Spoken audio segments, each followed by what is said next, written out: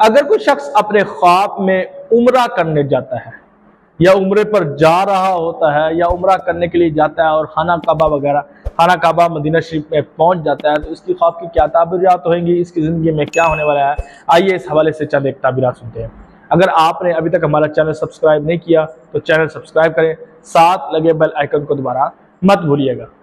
अगर वो ख्वाब में ये देखे कि वो उम्रे के लिए जा रहा है, सिर्फ उसने जाते हुए अपने आप को देखा है, यानी कि एयरपोर्ट वगैरह में पहुंच गया है, तो इसकी ख्वाब की ताबीर ये होगी कि इसको खुशी मिलेगी, लेकिन वो खुशी इसके लिए कम वक्त के लिए होगी।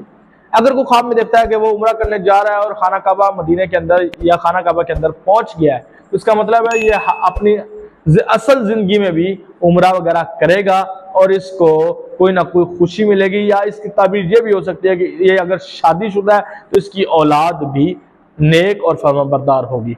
अगर वो ख्वाब के अंदर देखता है कि उसने देखा कि वो उम्रा करने जा रहा था लेकिन किसी वजह से उसको वापस बुला लिया गया या वो वापस घर में आ गया, या अचानक देखता है कि वो अपने घर में बैठा है, अभी तो उम्रा करने जा रहा था, इसका मतलब ये होगा कि इसको खुशी मिलेगी, इसको मालूम भी होगा कि मुझे खुशी मिलने लगी है, लेकिन वो खुशी तक नहीं पहुंचेगी, वो खुशी इसको नहीं मिलेगी। अगर वो ख्वाब में ये देखता है कि वो उम्रा करके वापस आ गया, तो इसका मतलब है कि ये हक ताला की राह पर चलेगा और उस चलने से इसको भी फायदा होगा और लोगों को भी इसके अमल से, इसके किरदार से फायदा होगा। तो ये थी ख्वाब में उम्रा करने की चंद एक ताबीरात। आपने इस हवाले से कोई ख्वाब देखी और आप चाहते हैं कि मुझे ये इसकी ताबीरात पता चले, तो आप कॉल का वगैरह वॉइस मैसेज करके पूछ सकते हैं। वक्त मिलने पर मैं आपको लाजमी इसका जवाब दूंगा। शुक्रिया। अस्सलामु अलैकुम वरहमतुल्लाहि वबरकातुहू।